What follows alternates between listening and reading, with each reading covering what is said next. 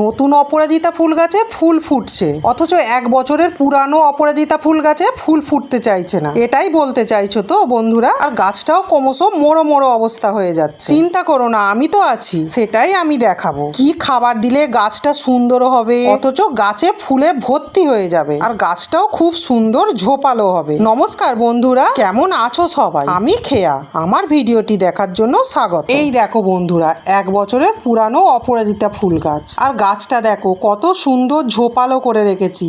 আর এই ঝোপালোটা আমি কিভাবে করেছি সেটাও আমি পুরোটাই দেখিয়ে দেব। পুরো আমার অপরাজিতা ফুল গাছটা বনসাই আকার করে দিয়েছি, আর কিভাবে করছি সবটাই আমি দেখিয়ে দেব।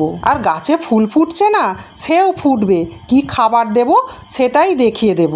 তোমরা হয়তো বন্ধুরা ভাবছো আমার তো ছাদ বাগানটা ছোট, কিন্তু অপরাজিতা ফুল গাছ তো অনেক বড় লতানে গাছ, আর আমার তো ছাদ বাগানে অত জায়গায় দেওয়া যাবে না। তার জন্য গাছটা কিভাবে ছোট করে রাখবে বা ঝোপালো করে রাখবে সেইটাই আমি পুরোটা দেখিয়ে দিচ্ছি। এই দেখো বন্ধুরা, গাছটা আমি পুরো ডাল কাটিং করে একদম ছোট করে দিলাম, একদম ছোট ঝোপালো করে দিচ্ছি। আর প্রতিটা লম্বা লম্বা যে ডালগুলো হয়েছিল প্রত্যেকটা ডালই আমি কেটে ছোট করে দিয়েছি। আর ছোট করে দিতেই দেখো গাছটা কত সুন্দর ঝোপালো হয়ে গেছে, আর দেখতেও কত সুন্দর লাগছে বলো বন্ধুরা। আর গাছে কী খাবার দিলে ফুল ফুটবে সেই খাবারটাও আমি দেখিয়ে দেব। আর গাছটাও কত সুন্দর হয়ে গেছে, একদম ঝোপালো গাছ হয়ে গেছে। আমি তো ঘুরিয়ে ফিরিয়ে দেখিয়ে দিচ্ছি গাছটা কত সুন্দর দেখতে হয়ে গেছে বলো। আর এই গাছের মধ্যে কি খাবার দেব সবটাই দেখিয়ে দেব। ওই খাবারটা দিলে গাছে কুঁড়ি ভর্তি হয়ে যাবে, আর ফুল তো ফুটবেই। আর ওই যে লম্বা লম্বা ডগাগুলো সব কেটে দিয়েছি, আর ওই ডগাটায় পুরো সব ছোট ছোট আবার ডগাও বেরিয়ে যাবে। আর গাছে কি খাবার দেব সেই খাবারটা আমি দেখিয়ে দেব। যেহেতু এইটা আমার 1 বছরের পুরানো অপরাজিতা ফুলের গাছ, পুরানো ফুল গাছ তো ওই জন্য গাছটা মোড়ো মোড়ো হয়ে যায়, অনেক ছাদ বাগানিদেরই এইরামই হয়ে যায়। দেখো বন্ধুরা, গোড়াটার মাটিটা আমি ভালো করে খুঁচিয়ে দিয়ে আর এই লিকুইড তরল সারটা আমি গাছের গোড়ায় দিয়ে দিলাম। আর এই তরল সারটা আমি কি দিয়ে করেছি সেটা আমি পুরো বলে দেব। তার জন্য আমার পুরো ভিডিওটি দেখতে হবে, স্কিপ করে চলে গেলে হবে না, তাহলে কিন্তু অনেক কিছু মিস করে যাবে। আর আমার চ্যানেলটি অবশ্যই সাবস্ক্রাইব করতে হবে। সাবস্ক্রাইব করলে দেখতে পাবে 1 টাকাও খরচ না করে জৈব পদ্ধতিতে আমি কিভাবে ছাদ বাগান করছি। তাতে আমার প্রত্যেকটা গাছই এত সুন্দর হয়, যেমন সবজি গাছে সবজি হয়, ফুল গাছে ফুলও ফোটে।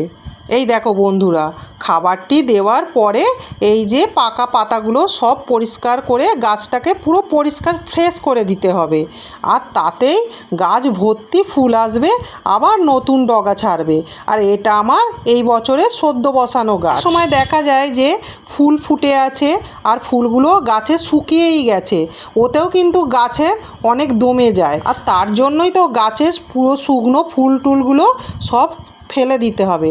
যদি শুঁটিও হয়ে যায় শুঁটিগুলোও তুলে ফেলে দিতে হবে। গাছে শুকনো ফুল শুঁটি বা পাকা পাতা থাকলে গাছটা মোড়ো মোড়ো অবস্থা হয়ে যায়। তার জন্য অবশ্যই খেয়াল করতে হবে যাতে না শুঁটি থাকে বা শুকনো ফুল থাকে। এই দেখো বন্ধুরা, ডালটা কাটিংয়ের পরে কত কচি কচি ডগা বেরিয়েছে। আর খাবারটা দেওয়ার পর দেখো প্রত্যেকটা পাতার ভাঁজে ভাঁজে কুঁড়িও এসে গেছে। আর যদি গাছটি ঝোপালো করতে চাও তো ওই যে ডগাগুলো বেরিয়েছে ডগাগুলোর পিঞ্চিং করে দিতে হবে, মানে কচি কচি ডগাগুলো সব কেটে দিতে হবে। যেমন আমি ওই যে ছোট ছোট ডগাগুলো কেটে দিচ্ছি, ওই ডগাগুলো কেটে দিলে আরও অনেক শাখা বেরোবে। দেখো প্রত্যেকটা শাখায় শাখায় আবার ছোট ছোট ডগা বেরিয়ে গেছে। তার জন্যই তো গাছটা আমার বনসাই আকার ধারণ করেছে। কত সুন্দর দেখতে হয়ে গেছে বলো অপরাজিতা ফুল গাছটা একটা ছোট জায়গার মধ্যে হয়ে আছে। আর কি খাবার দিচ্ছি সেটা অবশ্যই দেখাবো।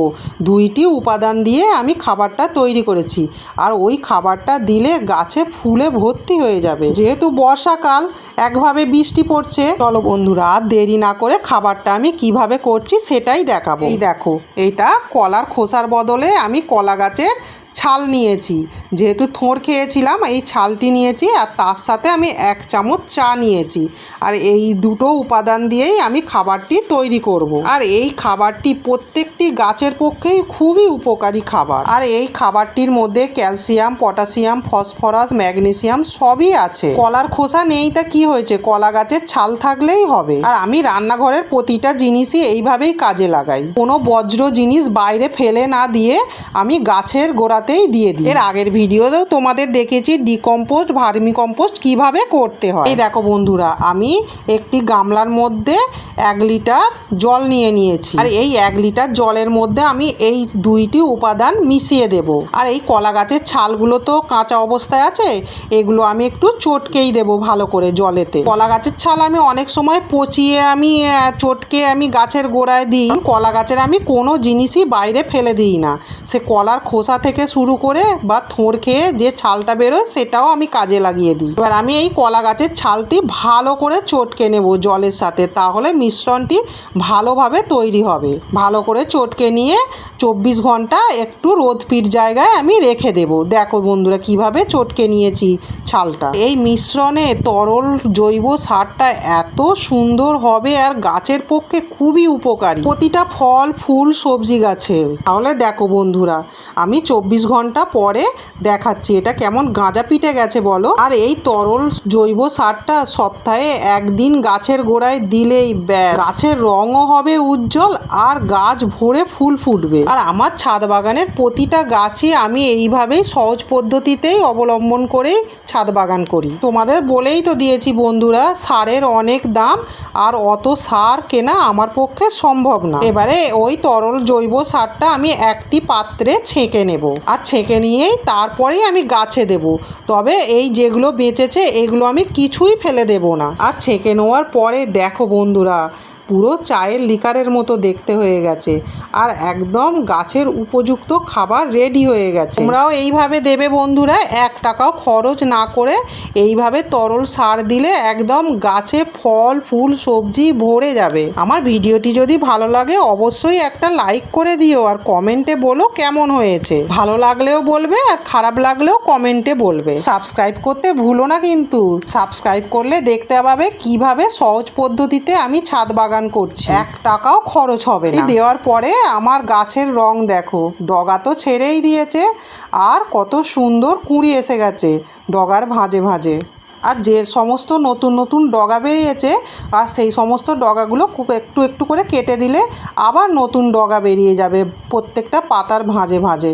দেখো প্রত্যেকটা পাতার ভাঁজে ভাঁজে ডগা বেরিয়ে গেছে আর প্রতিটা ডগাতেই কুঁড়িও এসে গেছে। দেখতে পাচ্ছ তো বন্ধুরা, খাবারটি দেওয়ার পরে প্রত্যেকটা ডগাতে কুঁড়ি এসে গেছে আর রঙও নতুন করে ফিরে পেয়েছে, মরা গাছে আবার প্রাণ ফিরে পেয়েছে। ছাদ বাগানে তো অনেক ধরনের গাছ আছে, প্রত্যেকটা গাছকে তো নজর দেওয়া সম্ভব হয় না, তাই আমার 1 বছরের পুরানো গাছটা মোড়ো মোড়ো অবস্থা হয়ে গেছে।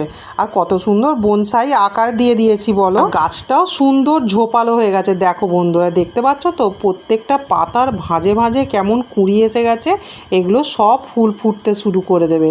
এইটি খাবারটি দেওয়ার 1 সপ্তাহ পরেই আমি দেখাচ্ছি, আর এইটা প্রতি সপ্তাহে এই খাবারটা দিতে হবে। আর যে গাছের খাবারটা ছেঁকে নেওয়ার পরে উচ্ছিষ্টটা এটা যেটা বেরিয়েছে এটা আমি আবার জলের বালতিতে ভিজিয়ে দেব, এটা পরে আবার কাজে লাগিয়ে দেব। আজকের মতো ভিডিওটি আমি এখানেই শেষ করলাম। ভালো থাকবে, সুস্থ থাকবে, স্বাস্থ্য সচেতন থাকবে। টাটা।